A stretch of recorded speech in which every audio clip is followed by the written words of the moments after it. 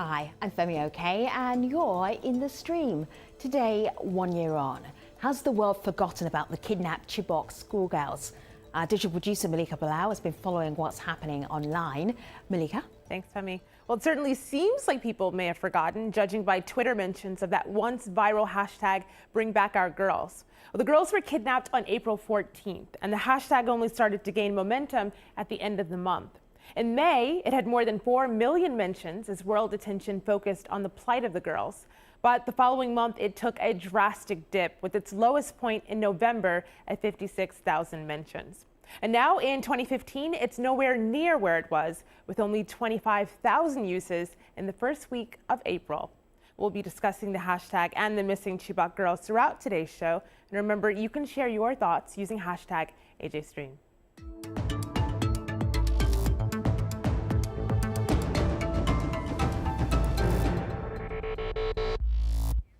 Has the Nigerian government abandoned the kidnapped Chibok schoolgirls? April the 14th marks 1 year since more than 270 students were abducted from their school by Boko Haram. 59 managed to escape as they were being driven away, but the rest remain missing. Rumours they've been married off, sold or even killed have made the rounds, and relatives are accusing officials of giving up on the search. Now, the government says they are making advances against Boko Haram and recapturing towns and villages across the north, but still no leads on the girls' whereabouts. Has the world forgotten them, or will this anniversary revitalise the hunt and help bring back the missing children? Joining us to discuss this via Skype from Abuja, we have Peter Joseph. He's the brother of one of the abducted Chibok girls. Buki Shonabare is on the Bring Back Our Girls strategic team, advocating daily for their release. She's currently in Khartoum. Al-Kazim Abdul-Kadir is a security analyst in Abuja. And in studio in Abuja is Micah Mary with the National Information Centre and a spokesman for the federal government. It's good to have you all here in the stream. Buki, you started protesting against the missing schoolgirls back in April. This is a year ago. What do you know now about the investigation? Where are they? Categorically, I can say we don't know where the girls are.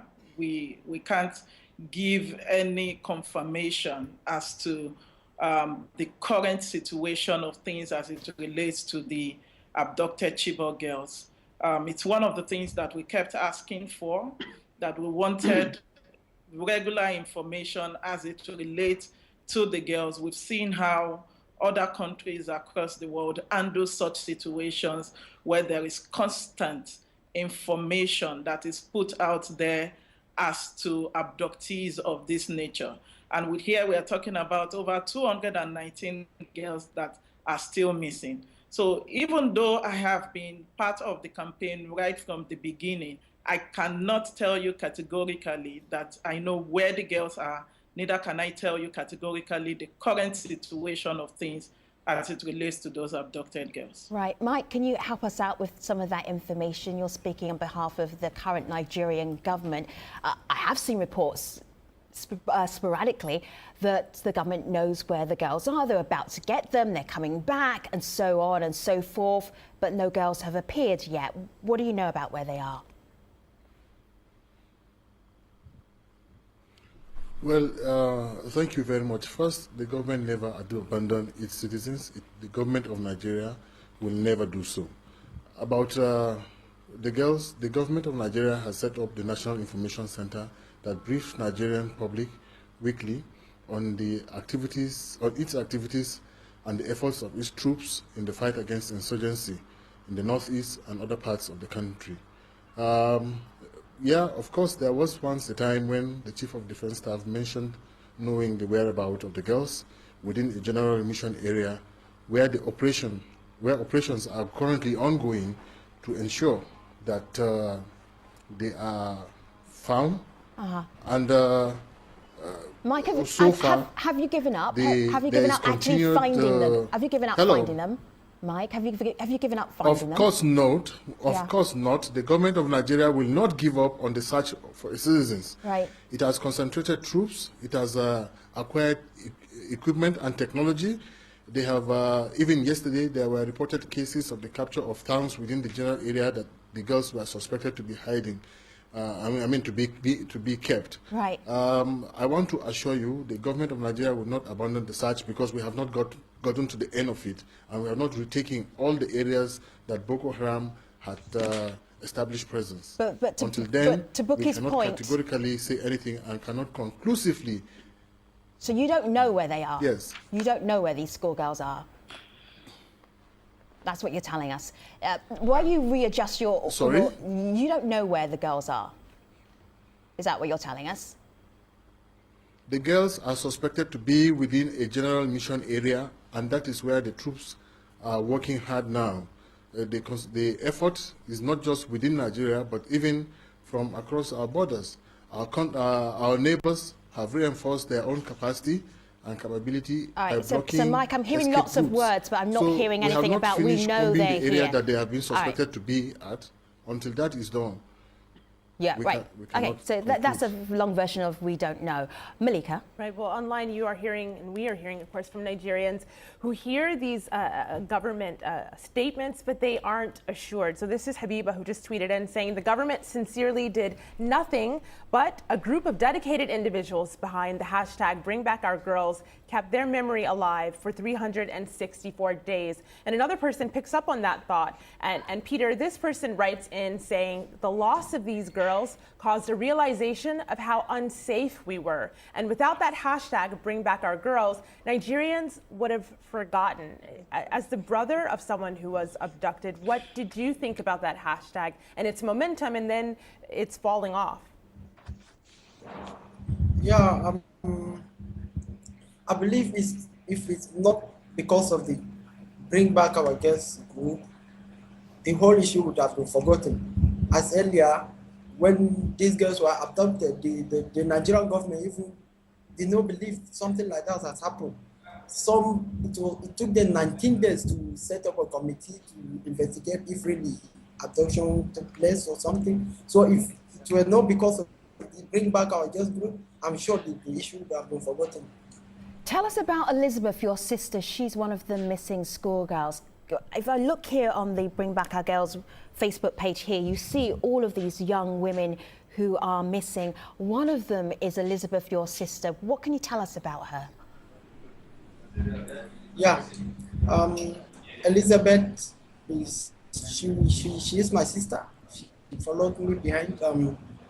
She's a teen when she was abducted.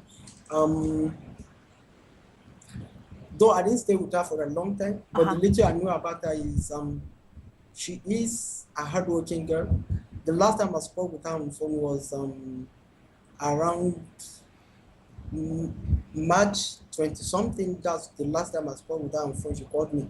And she was telling me that after her exam, she proceeded with her school. She was telling me she wanted to read law, specifically she wanted to be a lawyer. So she was a girl that has so much determination, really. She really wants to study. So she was coming from a very low background, but then she made up her mind that she wanted to go to school. All right, Malika? Well, I love that story of a young girl trying to rise to the top, because you have a comment here. This is a video comment that Abu Bakr sent us, and he mentions that. I'd like you all to have a listen to this. It is very sad and disheartening that the Chibok girls have been ignored for the past 1 year. And this happens because those girls are children of the less privileged in the society, because I truly believe that if they happen to be the daughters of influential persons in Nigeria, definitely by now, those girls must have been rescued alive. So Al-Qasim, you heard what he had to say, that if these girls were the daughters of politicians, they would have been found by now. Well, it's a very difficult situation, especially in the northeastern corner of Nigeria, where the insurgency has been raging on for almost 6 years. And if it is anybody who is kidnapped or abducted in this kind of instance, it will be very hard for the person to be rescued. Because if you remember at the beginning of the abduction, Abubakar Shekau, who is the helmsman of Boko Haram, did come to say that they were willing to surrender the girls if the Nigerian government was going to be able to meet their demands. And amongst their demands was the release of Boko Haram prisoners held across Nigeria in prisons across several Nigerian cities. But at that time, the Nigerian government said that negotiations with Boko Haram insurgents was not on the table. And as such, it made it very difficult in the ensuing months for these girls to be released for any sort of negotiation to take place. What do you think's actually happened to them? A year on, it's really difficult to imagine that you'd actually be able to find over 200 schoolgirls still. What do you suspect may have happened to these young women? What I suspect as a security analyst is that along the line, Abubakar Shekau realized that these girls had hostage value, because in one of his videos, he did say that we kidnapped your girls and you are there creating a nuisance of yourself, going all over the world and saying that we kidnapped your girls and we're going to sell these girls.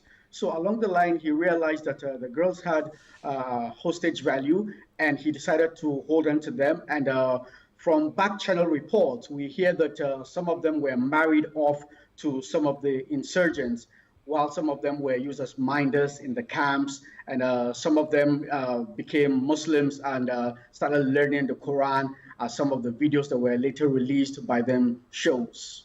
Let me share with you a story here that we ran on Al Jazeera a few months ago, and the headline is "Why Nigeria's Military is Losing the Battle Against Boko Haram." Now, this was back in January, and then since March, it has been a whole military offensive that has really been given a lot of help from various different elements, Mike. Do you feel that Boko Haram is a big challenge for the Nigerian military? Often they're sent all over Africa as a force to be reckoned with. Mike. Well, let me put events in perspective for the benefits of listeners and those contributing to this discussion. Sure. First and foremost, in 1998, the government of Nigeria, in collaboration with countries of the Chad Basin Development Commission, had established a military presence around Baga to check cross-border crimes until Boko Haram later developed. And so it meant increased capacity and capability to fight the new phenomenon. Boko Haram, like any other country, like any other terrorist act in any country, was a new phenomenon to Nigeria. We were not prepared for it. We didn't know. We never expected it to happen to us. And so when it happened, we needed to organize to get the capability and capacity. Then we didn't have. And yes, with due respect to the families and the girls and the relations and other Nigerians who sympathize with this matter, we have had soldiers, intelligence officers, even civil servants that have lost their lives in the course of finding these girls one way or the other, due to one reason or the other. Mr. Omeri, please. Therefore, to say that nothing. Permit me to jump in at this point. Permit me to jump in at this point. We are talking about innocent, vulnerable members of our society.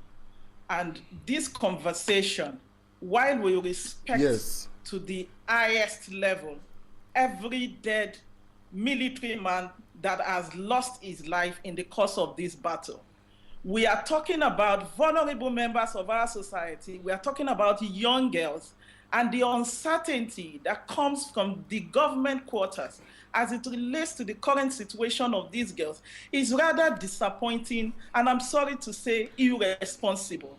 We are talking about 219 girls. Yes, and well, if for whatever that we have done before, Mr. Omeri, excuse me, there is no responsible government that will allow or jeopardize that we have done. Bookie, If it is not trickling down, take a breath for a moment. Bookie, then there is Bookie, a problem. Please, This is please, painful to us. I hope Bookie, you just understand. a minute, just a moment, Bookie, just a moment. Bookie, just a moment. These are citizens of Nigeria. All of us have always been responsible to one another. Today, within this fight against insurgency and the search for the Chibok girls, the armed forces of Nigeria is being rebuilt. Don't forget, at the time that this insurgency happened, we didn't have equipment, and we said so. We didn't have capacity, and we said so, and we went for it. We called attention, and I want to congratulate even the Bring Back Our Girls and others who joined in internationalizing the need to give Nigeria the kind of support it needed. Nobody, no government, no president, no individual would allow its citizens to be manhandled, to be abducted, and keep quiet. All right, so Mike, what is the difference now? Bring us up to date. The Nigerian government has not abandoned. It is even right now. Do you have equipment? Do you have capacity right now, Mike? Where are we right now? I don't want to make comparison with other situations, because it is not a golden prize to lose citizens of a country and to search for them. But there are comparisons that can be equated to what we have. And that is not to say that the country has given up. Right now, even right now as I'm talking to you, soldiers and equipments are there in the northeast, in the general area, heading towards Sambisa Forest. They have taken Bama, they have taken Bagbaga, they have taken Ingoshe, they have taken Yamkate, they have taken Alagano, which is Mike, a major allow me to get Al Qasim into the conversation. Ongoing. Mike, just give me a moment. Just allow me to get Al Qasim into the conversation. Go ahead. Yeah, it's important to ask at this point in time that in retrospect, if we had another chance, will negotiations be on the table? Because in May, June of last year, we had a chance to negotiate the release of these girls. In retrospect, is it something that the Nigerian government should have done? There are international best practices. Al-Qasim, there are international best practices as relate to this. Governments of the world are known to negotiate with terrorists and other people on the ground. They don't come out to say we are negotiating with terrorists. Nigerian government strategically played its part. Boko Haram didn't mention anybody as a negotiator, if you would recall at that time. And we had asked, we had consistently said, even at that time, that we would not negotiate with ghosts. We have said so, and they have not mentioned. It's only at one point that they mentioned a few persons who also rejected and said they had no connection with Boko Haram. So you cannot negotiate with ghosts. All right, let me just bring us right up to date.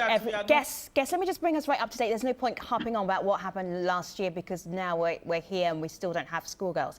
If we have a new administration taking office in a month's time, what difference do you think that might make to your missing sister, Peter? Yeah, thank you very much. I'm not expecting anything different from the government, though I'm expecting them to do better.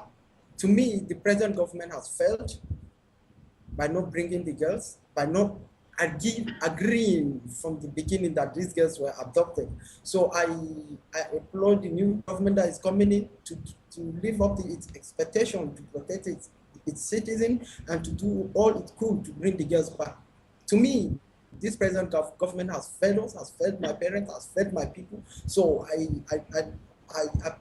just pray that the new government will do something different from this one. Right. Let me just bring in the community, because they want to have this conversation with you, guests, as well. Of course. Well, you asked that question about what Buhari can do differently. People online are answering. This is one tweet who says he should invest in education as much as the defense budget, because one could prove ineffective without the other. And so, Femi, with that in mind, of course, I want to pull up this next stat now. If people are following along on the Stream app, they'll know that an estimated 1.2 million people have become internally displaced in Nigeria as a result of this Boko Haram violence. And so you see a number like that, and you know that there's several, the number of children in that number, of course, is very large. And so you have to wonder what is being done for their education and their schooling. Buki, I'm wondering if this is one of the issues that you work on. Yes, the Bring Back Our Girls campaign actually led me into starting a project called Adopt a Camp that assists internally displaced persons. And that led me into going to some part of the Northeast, particularly Adamawa State. And I must say that what we found out in that region, is rather disheartening. The situation of things. There was a report that just came out just some days ago that over 8,000 children, have been displaced as a result of insurgency in Nigeria. And that put to question a lot of things. Are we really winning this war? Which is why, Mr. Omeri, speaking on behalf of the government on this, I would definitely want to relate with you on this thing. Are we really winning this war? One, we have a ragtag group that is terrorizing the nation, abducting girls, killing young people, making life miserable for young children. Young children can no longer go to school. A lot of parents have had to pull their children out of school. A lot of children now say that they don't want to go to school. We meet with some of them and we ask them, would you want to go to school? And they tell us that school is synonymous to being killed, to being abducted. So the question really is, are we winning this war against insurgency? When we went to Yola, and we met some Bookie, of these just let me allow you to ask that question and get an answer because we're running out of time here. Mike, what's the response to that? The insurgency? Yes. Is it Bookie, being won? I agree with you that we found us. Sorry, I have agreed with you that we found ourselves in a terrible, catastrophic situation as a result of the catastrophic ideology of the Boko Haram that was spread in the northeast. Of course, nobody, no country would like to experience that. But the government of Nigeria has set up a number of initiatives, including the Safe School Initiative and the like, and has mobilized private sector funds and international support. Currently, in the Northeast, you will find international partners, the Red Cross, Nigeria Emergency Management Agency working in those camps.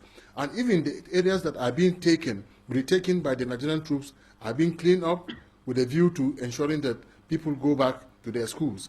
Only recently, the government set up a special committee that is working hard to ensure, under the presidential initiative for the Northeast, to ensure that the communities are cleaned up and emergency facilities provided. It's encouraging to hear about all these initiatives and programs. But Bookie's question, Mike, if I may, Bookie's question was very direct. Are you winning the battle against the insurgents? She was very direct. What's the direct response? Of course we are, because we have retaken a number of our territories, and what is left now are just a little portion of the Northeast, including Sambisa Forest, the last stronghold, major stronghold of Boko Haram. And if I may add, so are we saying that we have to share the conversation? So Al-Qasim, go ahead, and Bookie, hold tight for a moment. Go ahead, Al-Qasim. Yeah.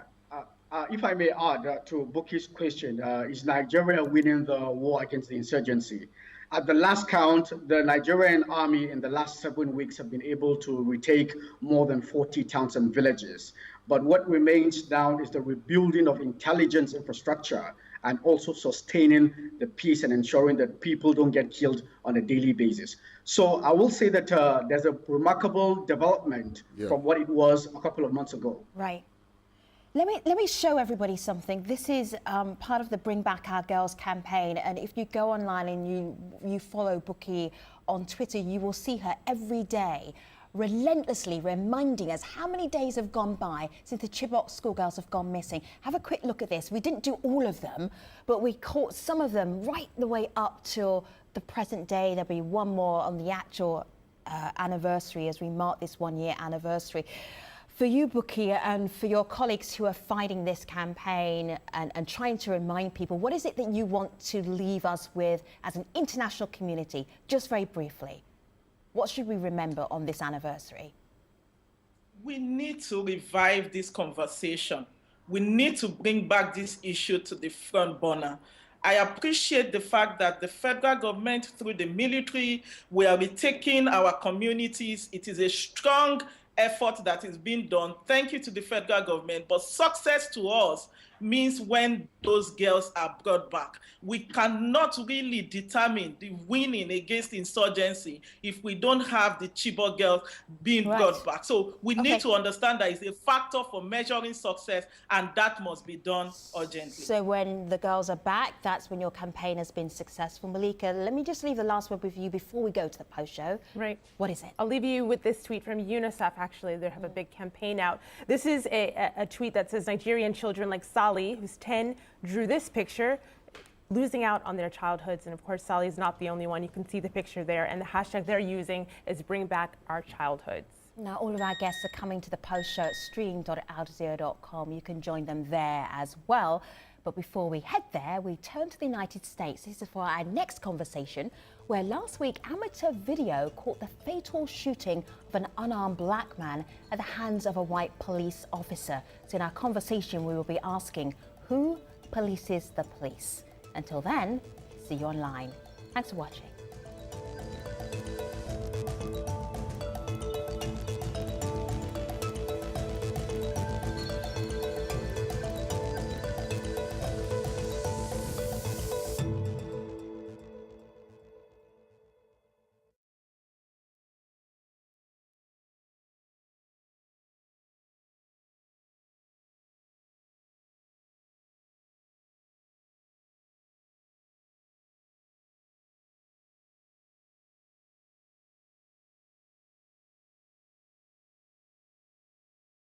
Hello again, this is the Stream's online post show. We're continuing our discussion on why 1 year later Nigeria's kidnapped Chibok girls are still missing.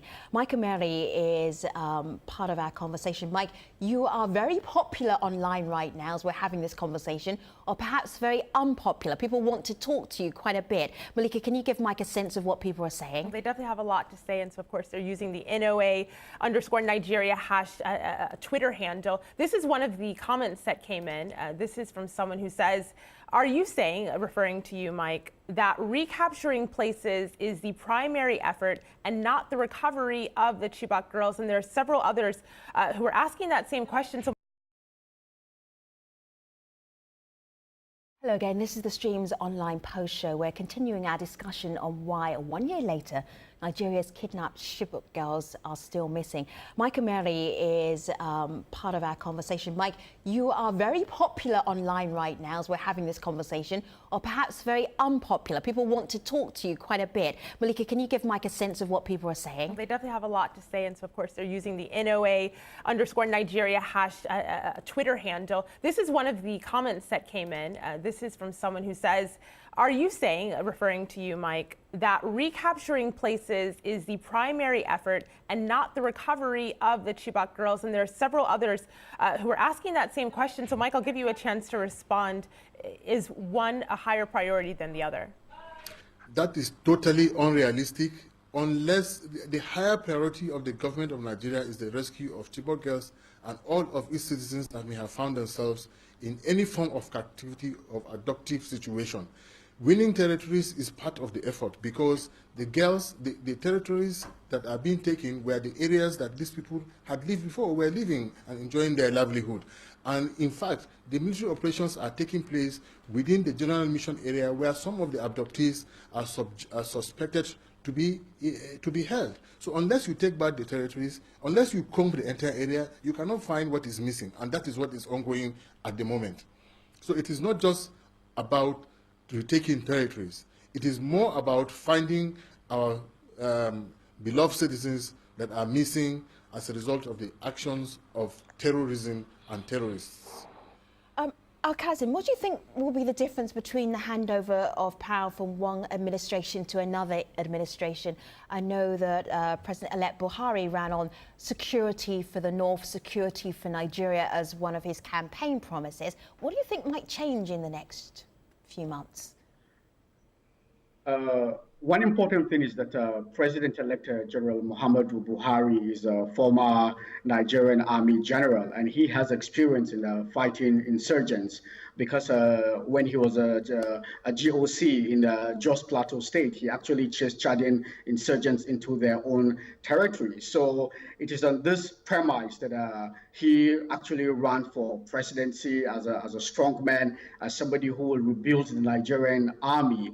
And if you listen to his inaugural speech, he did say that one of the primary things that he's going to do when he resumes power will be to fight the Boko Haram insurgency. And a lot of people are hopeful that he'll be able to achieve this. But Al-Kazim, it's exactly the same military that he's going to be using. He's not going to magically get some different military with different ability. It's exactly the same force that he's going to be using, right? Why will they do better? No. Absolutely. Perhaps what is going to be different now is the level of oversight. Because a person like General Buhari will go to the front line and give morale to the troops, and also breathe down the necks of his generals all the time to see that they bring results, because he's the former commander-in-chief and he knows. Do you think generals will get fired? Do you think generals will get fired? Well, as it is the tradition in Nigeria, every military president comes with a chief of staff, chief of air staff, chief of army staff, and chief of naval staff. So we are looking forward to a change of guard in the command of the present set of Nigerian army generals. Appropriate metaphor. Let me go back to Peter. Peter, I know you haven't been home to see your parents recently because why? Why can't you go home to the north to see your family? Yeah, thank you. I can't go home to see my family because it's not safe. I can say it's not safe. It is of a recent that some places are being captured, and I don't know even up to now if those areas are safe yet. But I can't go to home. I left but not safe since 2012. I've been here. When you say it's and not to me, safe, going can to you work- explain to us what that means when it's not safe? Yeah. Okay. What I mean by it's not safe is when going home, you got attacked by the insurgents and you got killed. Even people at home will not allow you to come because of what is happening on the road. So many people are slaughtered on the road. So it's not safe for me to go home now. See, this is more than just about schoolgirls. This is about what's happening to an entire community in northern Nigeria, Exactly. Bookie. The schoolgirls Absolutely. make all of us pay attention, hopefully some of the time, but it's a bigger issue. How do you, Yes. how do you tackle that? Exactly. I think, which is what the government needs to understand when citizens like us come out and we keep asking questions, that the issue of the abducted girls has brought to fore a critical situation as it relates to our security situation in Nigeria. And it needs to be paid a lot of attention to. And I love the answer that Al-Qasim gave earlier, that it is this same military that will win this war, because this same military has gone out to several parts of Africa, of several parts of the world. They've won battles. So why would it be different in our own country? However, if you put the situation of the Chibok girls and you mind map it, you can come up with every issue that we need to deal with as it relates to Nigeria now. Education, girl-child education, the issue of girl-child across Nigeria, the issue of our security situation. Schools should be safe. Safe school is meaningless if the community and the nation is not safe. We need to begin to look at what are the root causes that led us into this issue. And once we are able to identify the root causes, we deal with them from the roots. Are we selling a new ideology? The insurgents come, they sell an ideology to these people, they indoctrinate them with a particular ideology. So the question for us is, what is the alternative ideology that we are selling? And the alternative ideology is not something you sit somebody down and you tell the person, love your neighbor, don't kill your neighbor. No, it is something we'll act out by the infrastructural development in that region, by our attention to education, by the way we treat the poor, and several other things that we need to look at. So just to wrap it up is to say that the abduction of the Chibok girls has brought a critical issue. And until we are able to converse on the same table, civil society, government, citizens, everybody, where we can sit down and look at this issue, if we are unable to do that, then we will keep passing blame, we will keep throwing tantrums, and we will not be able to achieve success. But we need to look at this issue and know exactly where we went wrong. Mike? Yes, you're right, Buki, and that is why the government of Nigeria has run away from that. Even before now, it established the Presidential Initiative for the Northeast and such other schemes. It also convened a conference to discuss the issues where civil society groups, persons of influence and youth groups and so forth participated. What we need as a country, for me, is to unite behind government, irrespective of who is in power, to give the suggestions that are needed, to be part of a process that will bring about the needed and desired transformation and change in society. Let me assure you that the government of Nigeria will never, whichever government, whoever is in power, will never abandon any Nigerian wherever he is for whatever reason. We will continue the search for our girls until they are found and will not conclusively end the search. The need to address the challenges of education and so forth and so on have also come to the fore. And that is why, apart from the heavy budgetary spending in education, some interventionist approach are being introduced.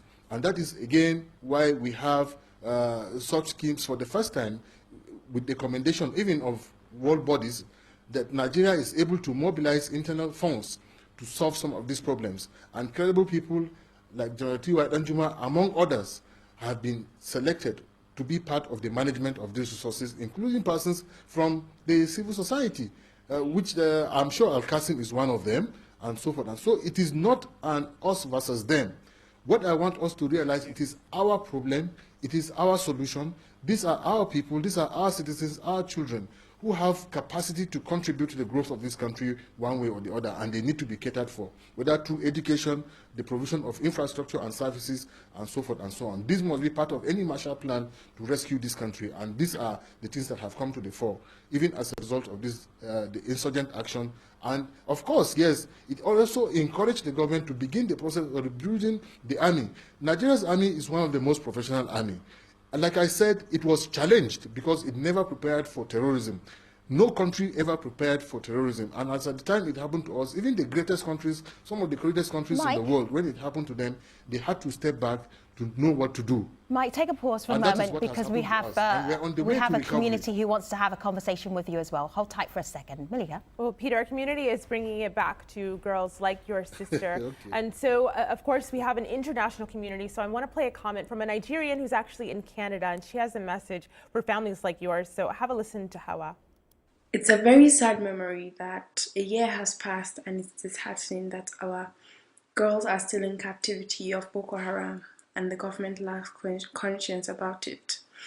We hope and we pray that our girls will be back safely. The world can never forget them, and we are indeed prayerful for them to regain their freedom and reunite with their parents.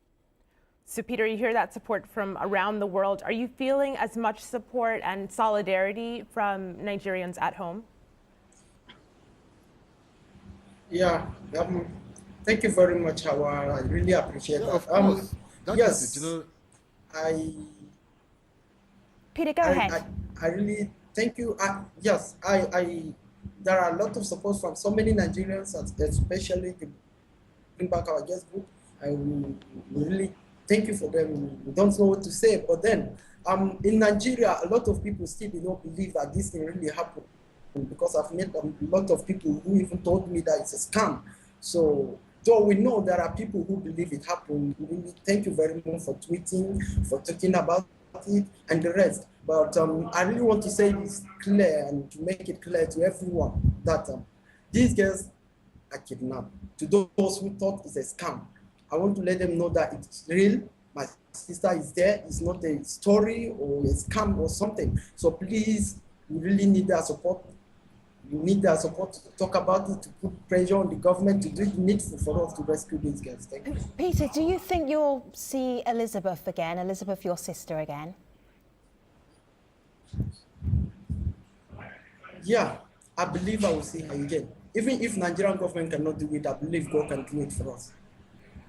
Man can fail, but God cannot fail. So at the due time, at the appointed time, I believe if the government cannot do it, God will certainly rescue these girls from us. So I've not lost hope. My family has not lost hope. We are all hopeful that they will be back. On that hopeful note, I'm going to wrap up this conversation, but the issue is by no means over. I know we will revisit it many, many times here at the stream. Thank you to Peter Joseph, to Buki Shonabare, Al-Qasim Abdul Qadir, and also Mike Ameri. I really appreciate you being in this conversation. Let me tell you about our next AJ Stream show. We turn to the United States, where last week, amateur video caught the fatal shooting of an unarmed black man at the hands of a white police officer. Now, it renews the debate on ways to monitor police conduct. Who polices the police? That question for our next AJ Stream. See you soon.